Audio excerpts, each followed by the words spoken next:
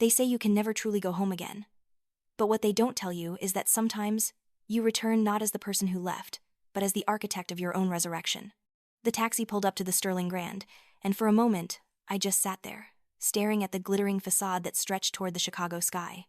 My fingers traced the edge of my leather Hermes bag, a far cry from the ratty duffel I'd carried out of this city 5 years ago.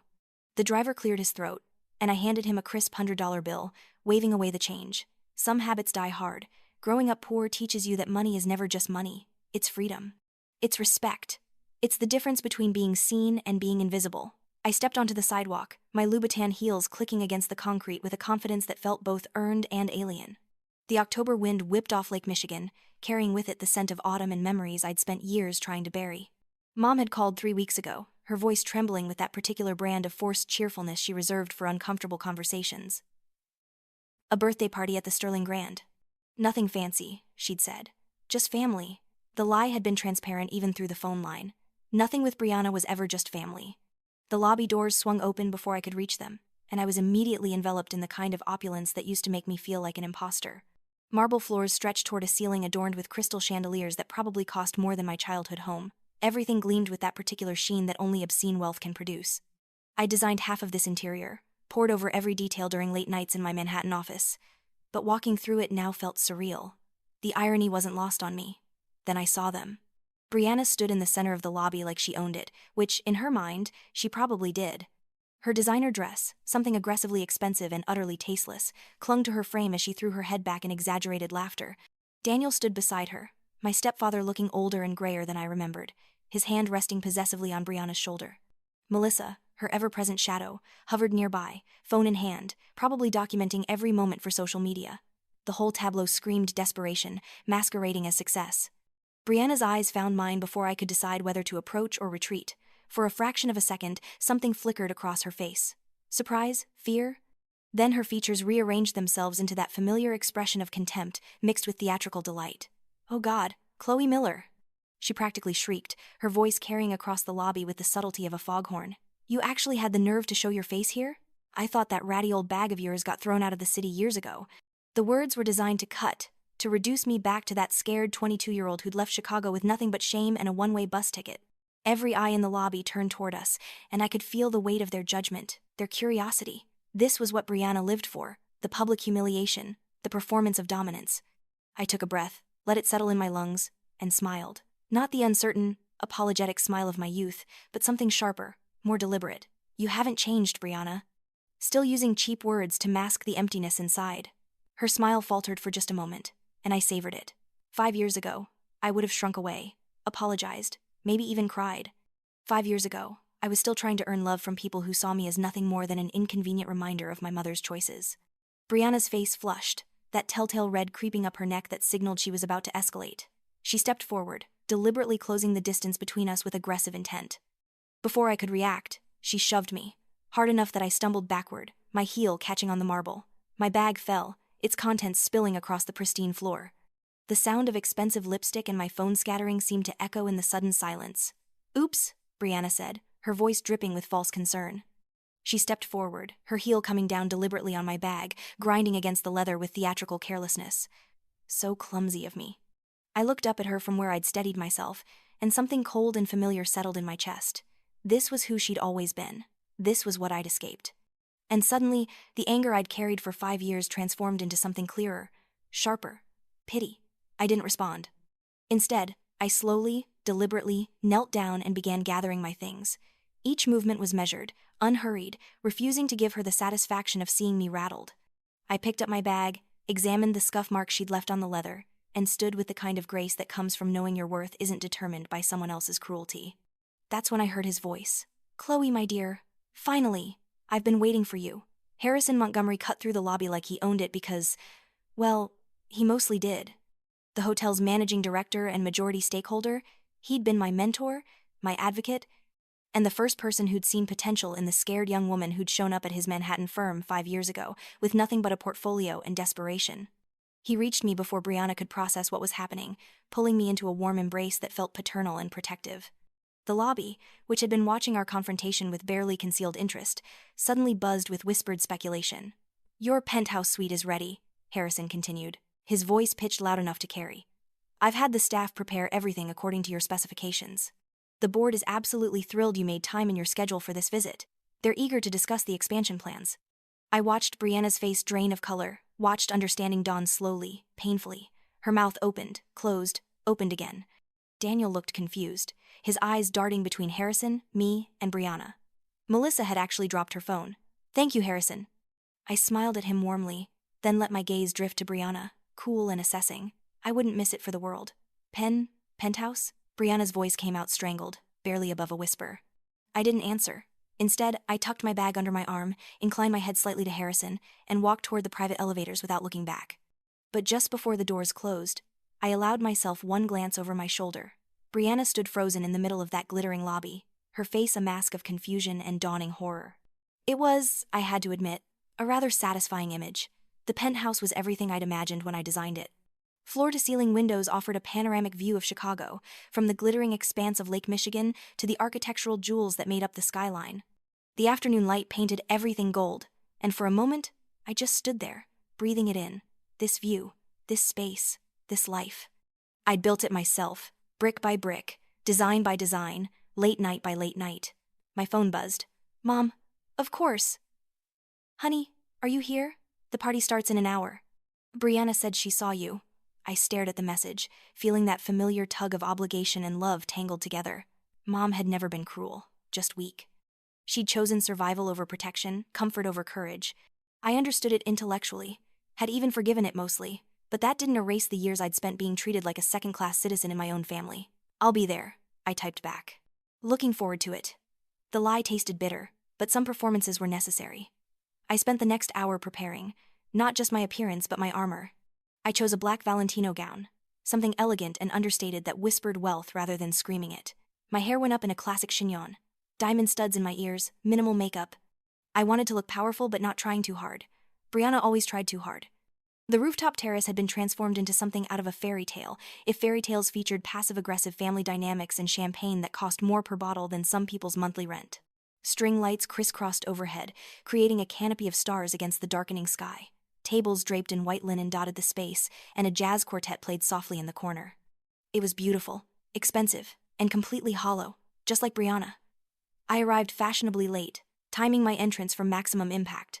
The music seemed to soften as I stepped through the terrace doors, and I felt rather than saw the shift in attention. Mom saw me first, her face breaking into a smile that actually reached her eyes for once. She hurried over, pulling me into a hug that smelled like her familiar perfume and guilt. "Chloe, sweetheart, I'm so glad you came. You look absolutely stunning." "Thanks, Mom. Happy birthday." Brianna had positioned herself at the main table with Daniel and Melissa, holding court like the queen she imagined herself to be. But I could see the tension in her shoulders, the way her eyes kept darting toward me with something that looked uncomfortably like fear. I made my way through the crowd, accepting congratulations and curious questions with practiced ease. People remembered me, or at least, they remembered the story. Poor Chloe Miller, the stepchild who'd been run out of town by the wicked stepsister. I could see them recalculating now, trying to square that narrative with the woman standing before them in designer clothes and confidence. Well, Brianna's voice cut through the ambient conversation like a blade. "Little Chloe finally got permission to come up here. Did you have to use some kind of trick to get past security?" The nearby conversations died. "Here we go. Actually," I said, turning to face her fully, "I'm a VIP guest, and I have a meeting with someone rather important." Right on cue, Harrison appeared at my elbow, his timing impeccable. "Miss Parker," he said warmly, extending his hand. "I'm so pleased you could join us. I've been looking forward to discussing the hotel's expansion project with you." Brianna's champagne glass trembled in her hand. "Parker." He'd used my professional name, the one I'd legally changed to 3 years ago, determined to shed the weight of Miller and everything it represented. "Miss Parker," Harrison continued, turning to address the small crowd that had gathered, "is not only one of the most talented architects in the country, she's also our lead designer and a significant investor in the Sterling Grand's upcoming expansion." The words landed like grenades. I watched them explode across Brianna's face, watched Daniel's eyes widen, watched Melissa's mouth fall open. The satisfaction was sweeter than I'd imagined. "In fact," Harrison went on, clearly enjoying himself, "Miss Parker's vision has transformed this hotel from a Chicago landmark into a destination that's attracting international attention. We're quite lucky to have her." "You," Brianna finally managed, her voice shaking. "You invested in this hotel? You designed this?" I met her eyes, held her gaze with all the power I'd earned, all the nights I'd worked until my eyes burned, all the rejection I'd faced, all the doubt I'd overcome. You were right about one thing, Brianna. I said it clearly, firmly, making sure everyone could hear. You and people like you did mock me. You laughed when I said I wanted to be an architect. You called me stupid, worthless, a waste of space. You made sure I knew I didn't belong. But what you didn't understand is that sometimes, the people you underestimate become the ones who build the very places you desperately want to be seen in. The color in Brianna's face went from white to red in seconds. She slammed her hand on the table, the sound sharp enough to make several people jump. She stood abruptly, her chair scraping against the stone. You bitch! How dare you? You're just some poor nobody. You'll never be anything. The words were familiar, echoes of 1,000 small cruelties from our childhood. But they'd lost their power. They'd bounced off the armor I'd built, the success I'd earned, the life I'd created. Actually, I said, keeping my voice level, I'm a partner at Montgomery & Associates. I hold degrees from Columbia and Yale, and I currently have projects in development in 6 countries. But sure, keep telling yourself I'm nobody if it helps you sleep at night. I turned to Harrison, who was trying very hard not to smile. I think I'd like to speak with you about the timeline for Phase 2 of the expansion. Perhaps tomorrow morning? Of course, 10 o'clock in the conference room? Perfect. I made my way toward Mom, who stood frozen, tears streaming down her face. I hugged her, whispered that I loved her, and then headed toward the elevators without looking back. But I couldn't resist one final glance. Brianna stood in the middle of that beautiful rooftop, surrounded by people who were now looking at her with pity and uncomfortable amusement, and she looked utterly lost. The elevator doors were closing when I saw her push through the crowd, desperation written across her features. Let her come, I thought. Let her see what she'd created with her cruelty. I barely had time to change into comfortable clothes before the pounding started. Brianna's fists against my door sounded frantic, desperate, and beneath it all, afraid. Open this door! Open it right now! Security would be here in minutes. Harrison ran a tight ship, and guests, even family members of guests, didn't get to assault doors in his hotel. But I was curious. 5 years of wondering how this would feel, and now the moment was here. I opened the door slowly, deliberately. Brianna stood there, her perfect hair disheveled, her makeup smudged, looking more human than I'd ever seen her. What the hell do you think you're playing at? She pushed past me into the suite, her eyes wild. This is all fake, right? Some kind of con? There's no way you actually did any of this. I leaned against the doorframe, watched her pace my living room like a caged animal. You can't accept it, can you? That I succeeded. That I built something without you, without Daniel's money, without any of it. You're lying! She spun to face me, her finger jabbing toward my face. You always were a liar. Trying to steal Mom's attention, trying to make me look bad. The accusation was so absurd, so disconnected from reality, that I almost laughed. Make her look bad. As if I'd had any power in that house, any voice, any value beyond being the convenient scapegoat. Brianna, I said, my voice tired now, you made yourself look bad. Every cruel word, every petty action, every moment you chose to tear me down instead of lifting yourself up, that was all you. She started moving around the suite, touching things, picking up objects, her movements becoming more erratic. I watched her carefully, recognizing the signs of someone losing control. When she grabbed a crystal vase, clearly contemplating smashing it, I stepped forward. Don't touch my things, I said, my voice hard now, unless you want to be sued for property destruction on top of everything else. She froze, the vase still in her hands, and for a moment, I thought she might actually throw it. Then, her face crumpled, and words started pouring out, a desperate stream of justifications and complaints. You don't understand what it's like, she said, her voice breaking. The pressure, always having to be perfect, always having to prove myself. Dad expects so much, and Mom, your mom, she always talked about you like you were so special, so smart, and I had to work twice as hard just to get noticed. I stared at her, trying to find sympathy and coming up empty. So, I'm supposed to feel sorry for you? Because you had a father who had expectations? Because my mother dared to love her own daughter? You got to be the victim! She was crying now, mascara running down her face. Everyone felt sorry for poor little Chloe. I had to be the villain in your story. No, I said, my voice sharp enough to cut through her self-pity. You chose to be cruel. You chose to push me, to mock me, to make my life hell because it made you feel powerful. You're not a victim, Brianna. You're just someone who couldn't find her own worth, so you tried to destroy mine instead. The knock at the door was firm, professional. Security, along with Harrison, whose face was set in disappointed lines. Miss Parker, is everything all right?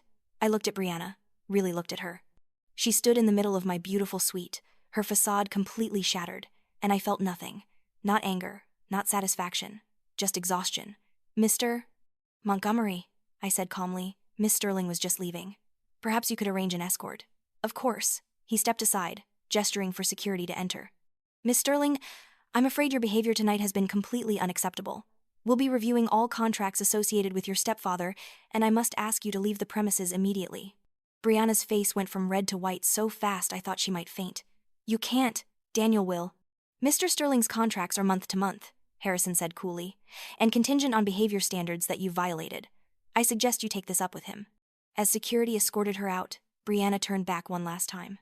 I saw her mouth form words, maybe an apology, maybe another accusation, but I'd already turned away, walking toward the windows and the view of the city that I'd claimed as mine.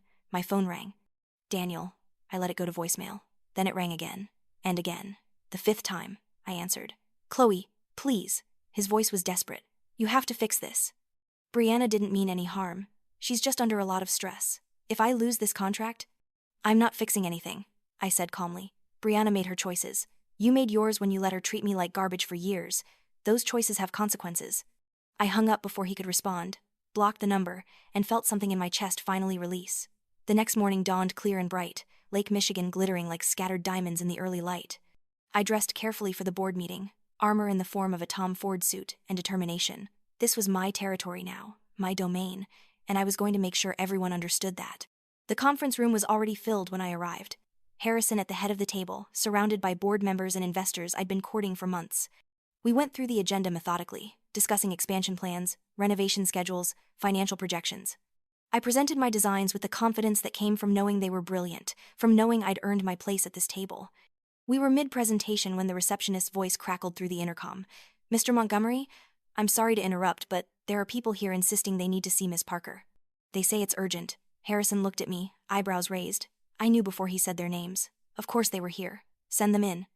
Brianna entered first, and the transformation from last night was jarring. She'd clearly spent hours trying to reconstruct her facade.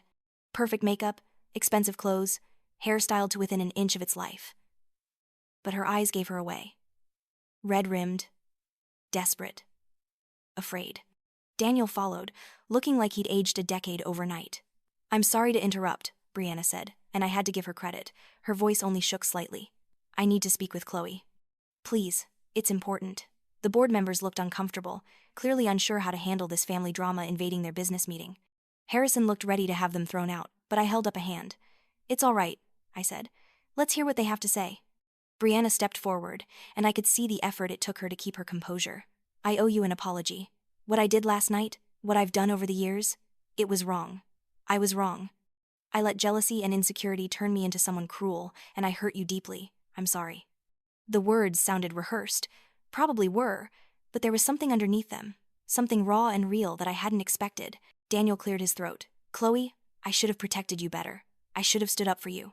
I failed you, and I'm sorry. If there's any way to make this right, I looked at them, these two people who'd made my teenage years miserable, who'd taught me that family could be the cruelest tormentors of all, and I felt a strange calm settle over me. You want to make it, right? I said slowly. Here's what's going to happen. The hotel is expanding, and we need staff for the new wings. Brianna, you're going to work here. Not in management, not in some cushy position. You're going to start at the bottom, learn what actual work looks like, what earning respect through competence feels like. Brianna's face flushed, but she didn't interrupt. You'll report to the hospitality manager. You'll follow the same rules as every other employee, and you'll demonstrate that you can be humble, hardworking, and respectful. If you can do that for 6 months, maintain professionalism, show growth, then we'll discuss your future. If not, you're done here, and everywhere else I have influence, which, as you've discovered, is more extensive than you realized. Daniel opened his mouth, probably to protest, but I turned to him. As for you, your contracts will be reviewed monthly. One strike, one hint of the old behavior, and you're out. This isn't forgiveness. This is giving you both a chance to be better than you were. Whether you take it is up to you. The silence in the conference room was absolute. Harrison was smiling slightly, pride evident in his eyes. The board members looked impressed, though whether by my mercy or my ruthlessness, I couldn't tell. Brianna's eyes were wet, but she nodded, a single, sharp movement. Thank you, she whispered. I'll do better, I promise. I turned back to the presentation screen, effectively dismissing them. Now, where were we? Ah, yes, the timeline for Phase 2. The rest of the meeting passed in a blur of technical discussions and financial projections. But I was aware of Brianna and Daniel leaving, aware of the whispered conversations in the hallway, aware that something fundamental had shifted. That night, I stood on the rooftop terrace again, this time alone. The city spread out below me, a tapestry of lights and life and possibility. My phone buzzed. Mom. Honey, I don't know what to say. I'm so proud of you. Not just for what you've accomplished, though that's incredible, but for how you handled everything. You're stronger than I ever was, and I'm sorry I didn't protect you better. I love you so much. I read the message 3 times, feeling tears prick at my eyes for the first time in days. This, more than Brianna's humiliation, more than the penthouse or the contracts or the power, this was what I'd needed. Acknowledgement, recognition, love without conditions. I love you too, Mom, I typed back. Thank you for saying that. The October wind picked up, carrying the scent of approaching winter. I thought about the girl who'd left this city 5 years ago, broken and ashamed, convinced she was everything they'd said she was. Worthless. Stupid. A burden. I thought about the woman standing here now, who'd built something real from nothing but determination and spite turned productive. Who'd turned pain into motivation, humiliation into ambition. They'd tried to break me, and in a way, they had. The old Chloe, the one who believed love had to be earned through submission and silence, was gone. In her place stood someone harder, sharper, less willing to bend, but also kinder to herself. More aware of her worth, more certain that the right people would see her value without her having to diminish herself to prove it. My phone buzzed again. This time, Harrison. You handled that beautifully today. Tough but fair. That's what makes a great leader. I smiled, looking out at the lights of Navy Pier in the distance, remembering summer nights there as a child, before everything got complicated. Thank you, I replied. For everything. The penthouse suite felt less like a hotel room and more like home as I settled in for the night. I'd brought work with me, always did, and I spread my designs across the dining table, losing myself in the familiar comfort of creation. Hours passed, the city quieted, and sometime around 2 a.m, I stepped out onto the private balcony, wrapped in a cashmere throw, and let myself feel it all. The victory, the vindication, the bittersweet satisfaction of proving wrong everyone who'd bet against me. But more than that, I felt free. Free from the need for Brianna's approval, for Daniel's acknowledgement, for anyone's validation but my own. They'd spent years trying to make me small, and I'd spent years becoming vast. The story could have ended differently. I could have become bitter, could have let their cruelty calcify into permanent damage. Or I could have gone the opposite direction, turned the other cheek until there was no cheek left to turn, martyred myself on the altar of family peace. Instead, I'd done something they never expected. I'd left, I'd built, I'd become exactly who I was meant to be, without their permission or participation. And then I'd come back, not for revenge, but for resolution. To close a chapter, not with violence or viciousness, but with the quiet power of someone who'd outgrown the need for either. As the sun began to pink the horizon, painting Lake Michigan in shades of coral and gold, I made myself a promise. This would be the last time I let them take up this much space in my head. The last time I measured my success against their expectations or their failures. I'd proven my point. I'd shown them who I was. And now, it was time to move forward into whatever came next, carrying the lessons, but not the weight. The morning of my departure, I met Mom for breakfast at a cafe in Wicker Park, far from the Sterling Grand and all its complicated memories. She looked older than I remembered, tired in a way that went beyond physical exhaustion. I'm thinking about leaving him, she said suddenly, her coffee cup halfway to her lips. Daniel. I've been thinking about it for a while, but watching you stand up for yourself, watching you refuse to accept less than you deserve, it made me realize I've been doing exactly what I taught you not to do. I reached across the table, took her hand. You don't have to make that decision today, Mom. Or tomorrow. But whenever you're ready, I'll help you. Whatever you need. She squeezed my fingers, and I saw tears track down her cheeks. How did you get so strong? I had to, I said simply, because staying weak would have killed me. We finished breakfast talking about easier things. My projects in Tokyo and Berlin, her garden club, the novel she'd always wanted to write but never started. Normal things, mother-daughter things. When we hugged goodbye on the sidewalk, she held on longer than usual. I'm sorry, she whispered, for all of it. I know, I whispered back. I forgive you, and I meant it. Not because what had happened was okay, but because carrying anger was exhausting, and I was tired of being tired. The flight back to New York felt different than the journey to Chicago had. I'd arrived weighed down by old ghosts, old wounds, old versions of myself I'd thought I'd shed but hadn't quite. I was leaving lighter, cleaner, with something settled that had been unsettled for far too long.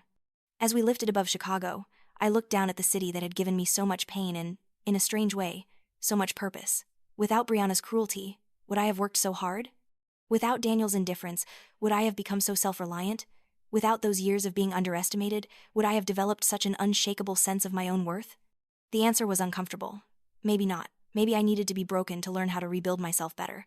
But that didn't make what they did right. It didn't excuse the cruelty, justify the pain, or minimize the damage. Trauma isn't a gift, no matter how much we grow from it. It's just trauma that we survived. The real gift was what I'd chosen to do with it. The decision to not let it define me, to not pass it on, to not become bitter or cruel in response to bitterness and cruelty. That was the victory. Not the money, not the success, not the dramatic confrontation in a luxury hotel. The victory was that I'd walked away from that rooftop terrace feeling whole.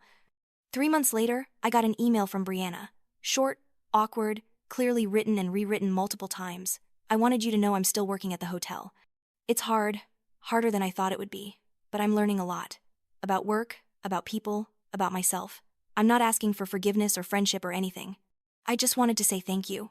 For the chance. And I'm sorry. Really sorry. For everything. I read it twice, then filed it away without responding. Maybe someday I'd reply. Maybe not.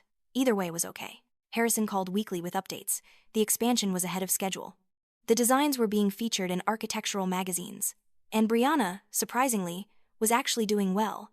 Showing up on time, working hard, treating people with respect. Good for her, I'd thought. Genuinely. My life moved forward. New projects, new challenges, new relationships with people who valued me from the start. I dated someone wonderful for a while, an engineer who made me laugh and never once made me feel like I had to earn his affection. When it ended gently, and we stayed friends. Progress. On the anniversary of that birthday party, I found myself back in Chicago for work. Different hotel this time, not the Sterling, though I got a drink at its bar for old time's sake. The expansion was complete. Beautiful. Exactly as I'd envisioned it. Brianna was behind the desk, checking in a family with efficiency and a smile that looked almost genuine.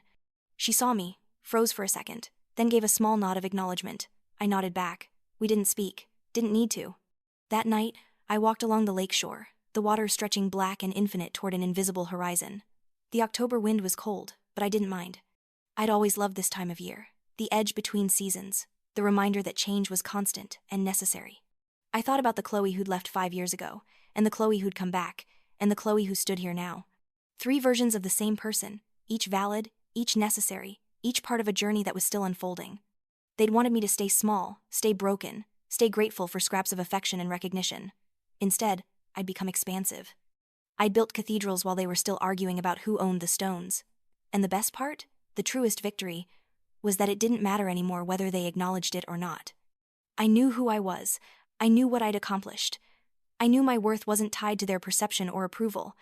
That was freedom. Real, lasting, unshakable freedom. As I walked back toward my hotel, my phone buzzed with a message from Mom.